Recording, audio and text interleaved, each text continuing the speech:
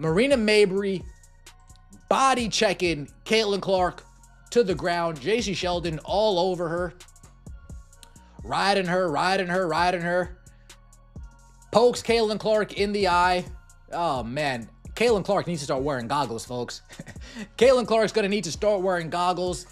Bumps up on Caitlin Clark. Caitlin Clark says, "Get your hands off me." And then here comes Marina Mabrey. Boom! Exploding Caitlin Clark like a safety coming downhill in the NFL. There was no flop there. Marina Mabrey did a straight beeline. What if I told you this was all planned like some top-secret WNBA Illuminati-level takedown where Caitlin Clark's ankles had zero chance of surviving Marina Mabrey's launch sequence? 1 minute, she's dribbling the next boom, she's experiencing gravity in 4K slow motion. Was it a foul, was it sabotage, or was Marina just out here doing park hour on hardwood? Either way, Clark hit the floor like a dropped iPhone, and trust me, you're going to want to see the replay and the conspiracy. Claw someone in the eye! Eject her! Eject both of them! Eject both of them! So there's nothing there, Nothing there. J.C. Sheldon claws her in the eye. Then the two of them get into it. And then Mabrey just goes and shoves her onto the ground. Eject both of them. Eject both of them. What do you get when you combine a WNBA star with the gravitational pull of pure pettiness? You get Marina Mabrey launching herself at Caitlin Clark like it's the WWE, not a box out, not a scream nope, a full-blown shove that would have made a linebacker proud, and the refs, oh don't worry, they were just over there tying their shoelaces wondering what our cell's integrity. Thought no shit won't be no shit. Shout out to the Indiana Fever. I'm feeling good, folks. Welcome to WNBA Fight Night, or as some people are saying, WNBA Raw. What a game that was. We had it all. We had basketball, we had fighting, we had blonde on blonde crime. Oh, such an epic. Because apparently you can now body slam America's most watched player and walk away like you just returned a library book. No ejection, no foul, worth more than a finger wag, just a little pat on the back for being physical. Incredible. Maybe next game they'll hand out medals for who can elbow Caitlin the hardest without getting called. Gold goes to Marina, silver to the ref, bronze that's for the WNBA front office because somehow they're asleep at the wheel of the Caitlin Clark Protection Act. Damn. Your teammate poked Caitlin in the eye. She poked her in the eye, but you want to come get mad when Caitlin's shoving her away? Come on, fam. What are you doing? Then you blindsiding Caitlin. That's crazy work. That's crazy. I'm surprised Marina Mabrey got away with that. I'm surprised she got away with that. I thought somebody was going to chin check her and talk to her. Let's break this mess down, shall we? Caitlin Clark, the very reason the WNBA is trending for the first time in a decade, gets targeted again. Not just offensively, no, this is straight up targeted harassment. She's the only player who gets fouled harder for existing than for scoring, and Marina Mabrey just made that clear with a two-handed nudge that would have gotten you sent off in a U12 soccer match. We need to talk. I just finished the Indiana Fever versus Connecticut Sun game. We were live on YouTube for all of you guys who are in the live watch party. Shout out to all of you. That was a wild one. That was so unexpected. We were in the first half. We were yawning. We were like, oh, this game is boring. It's not good basketball. Then all of a sudden... Let's call it what it was, assault in sneakers, and the refs, so sweet summer children, they looked at that flying forearm, blinked twice, and collectively decided she probably tripped over a gust of wind, so naturally Caitlin hits the hardwood like she's auditioning for a role in the Fast and the Furious courtside edition, and nothing happens. No ejection, no flagrant foul, not even a strongly worded post-it. Arena walks away like she just delivered a pizza. Cool, collected, and absolutely untouchable. J.C. Sheldon scratched her in the eye. Like, she literally, you can see it here. She's just clawed her. Like, what are we watching? She just clawed her in the eye.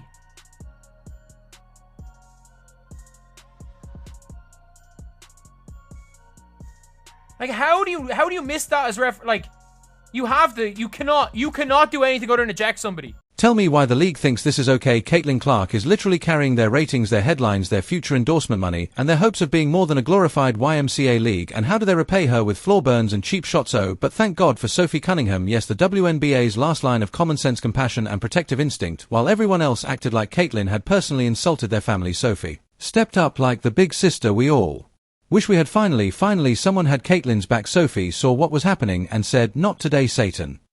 And she didn't need to throw punches or get dramatic, she simply stood by Caitlyn, defended her, and said what everyone with functioning eyes was thinking, that Mabrey should have been ejected, and the ref should have been ejected right along with her. But no, instead Caitlyn gets shoved, dragged, slammed, stepped on and micromanaged all at once, and the league looks on like, is she still breathing? Cool play on. Let's be honest, if roles were reversed, if Caitlyn Clark had pulled that stunt on Marina Mabrey, the refs would have held a live tribunal at midcourt, would have breaking news alerts, congressional hearings, and ESPN would rerun the footage on loop with a dramatic filter and orchestral music. Has Caitlyn Clark gone too far?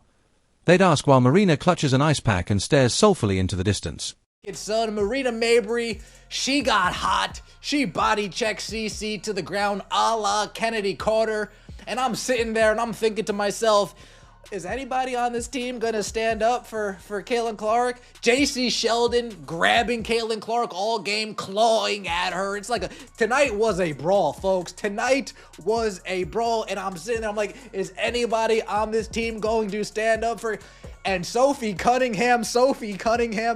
But because it's Caitlyn, it's suddenly a learning moment, a physical game, oh sure, and I suppose Santa's real and the Tooth Fairy handles payroll for the WNBA. Give me a break. And don't think the league hasn't noticed the hate, the constant fouls, the side eyes from other players, the snide post-game comments that sound like rejected Mean Girls dialogue. They all scream the same thing: jealousy. Yes, jealousy, plain and simple, because Caitlyn Clark didn't just walk into the WNBA, she kicked the door off the hinges. She brought the ratings, the sellouts, the media deals. She is the moment, and some players can't stand that they weren't the moment, so now they've decided to turn every game into their own personal Let's Humble Caitlyn campaign. Let's be clear, this isn't just basketball, it's a full-blown turf war, and Caitlyn Clark has become the WNBA's litmus test for whether the league wants to grow or eat its young. The truth is, Caitlyn Clark is too good for this nonsense. She didn't work her entire life to get to the pros just to be shoved around like she's trying to cut in line at the DMV. She came to ball to elevate, to inspire, and instead she's dodging elbows like it's the Hunger Games and wondering if the refs need glasses or just courage. And where is the WNBA commissioner in all of this? Oh, probably composing a "We Stand for Safety" tweet while watching Caitlyn get body checked into another dimension, because apparently letting your biggest star get assaulted every other game is part of the growth strategy. And I'm here to tell you, F the WNBA, fix the fouls on CC, fix the ref. Mabrey is a classless B. It's all the way down. Let it be Angel Reese and there be an investigation. Joke of a company. The WNBA looks... Here's a revolutionary idea: protect your stars. LeBron gets calls for blinking too fast. Tom Brady got flags if you looked at him wrong. But Caitlyn Clark, she could get drop-kicked mid-crossover and the refs would probably just shrug and say, let them play. And let's not pretend the officiating has been bad just for Caitlyn. No, this whole season has been a dumpster fire of missed calls, weird decisions, and refs acting like they found their rulebook on Craigslist. But with Caitlyn, it's like they've activated expert mode. Suddenly every hip check is incidental contact and every shove is just being scrappy. She got launched into next week and you're calling it scrappy. That wasn't scrappy, that was a tactical strike. At this point, Caitlyn should pack her bags and head overseas. Honestly, at least in Europe, they'd appreciate her talent. They'd roll out a red carpet, shower her in endorsements, and maybe, just maybe, protect her from becoming a human crash test dummy. And don't come crying later when the WNBA ratings dip faster than a Crypticon, because without Caitlyn Clark, the league would still be in the shadows. Remember that she's not just playing the game, she's saving the brand. And still, what does she get in return? Flying elbows, intentional fouls, and the coldest stares this side of Antarctica. And let's not forget the media spin. She needs to toughen up. Oh yes, of course, because being thrown to the floor twice a night builds character, right? Maybe next time Marina should hit her with a chair, and we'll call it emotional growth. As you guys can see here, JC Sheldon is guarding Caitlyn Clark. She swipes her in the eyeball.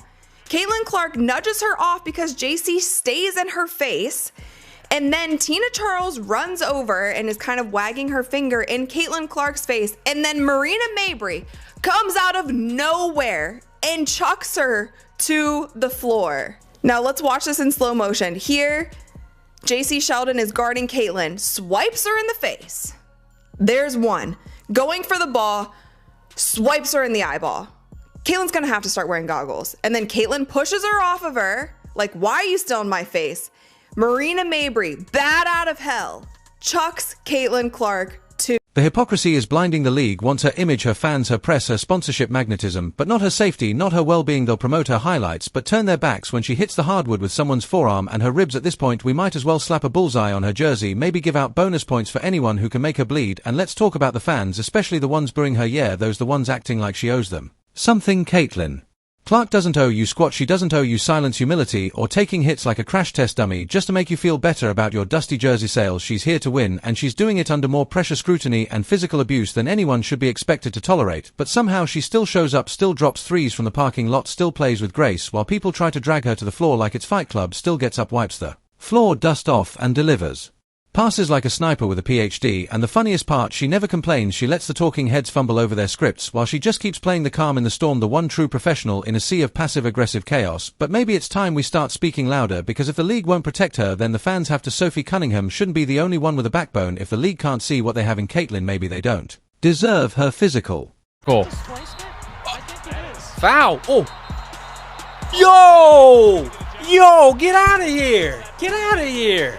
Cheap shot.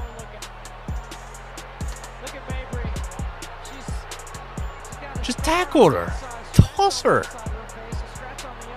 Oh, get out of here. Don't act tough. It's a punk move.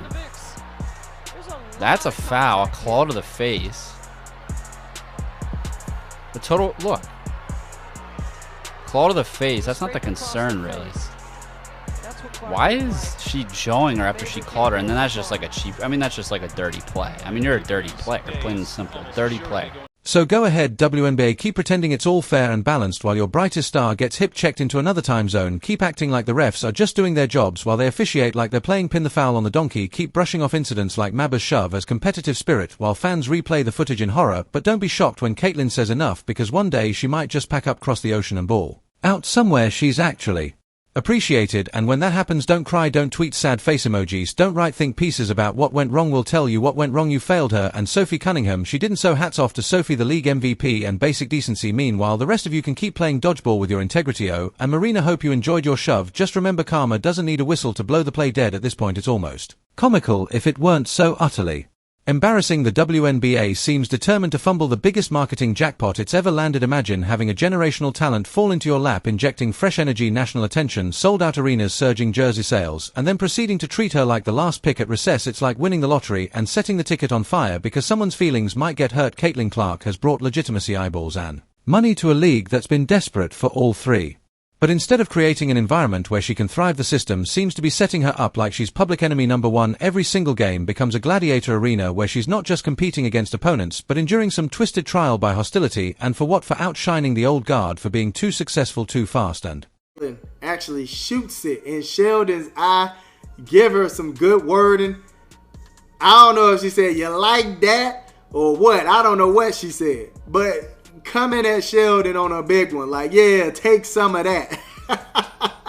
Take some of that. Honestly, man, this is the rivalry that people might need to be talking about right here, man. Third quarter, they're up 20. Indiana Fever up 20. The silence from leadership is deafening. Not a peep, not a memo, not even a vaguely worded statement about player safety. Meanwhile, the highlight reels show her being thrown around like she's made of foam and Velcro. If the league's brain trust thinks this is a sustainable strategy, then they clearly skipped every chapter on talent retention and brand reputation. And let's be honest, it's not just about physical aggression. There's a culture brewing, a weird resentment oozing through the cracks, whether it's veterans throwing shade, coaches making passive digs, or players pretending like Caitlin just stumbled into fame without earning it. There's a stench of ego poisoning the well. Spoiler alert, she earned it. She shattered records, rewrote narratives, and captured national attention, all before her first WNBA paycheck cleared.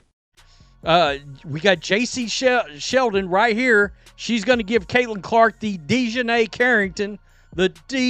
Carrington eye gouge. And then Marina Mabrey's going to come in like some thug off the street and pull a Kennedy Carter on Caitlin Clark. Let's watch Caitlin this. Clark is trying to create some... I'm going to turn this down. There's the eye gouge, okay? And there's Mabrey right there with the hip check, the shove. That's the eye gouge. And then right there.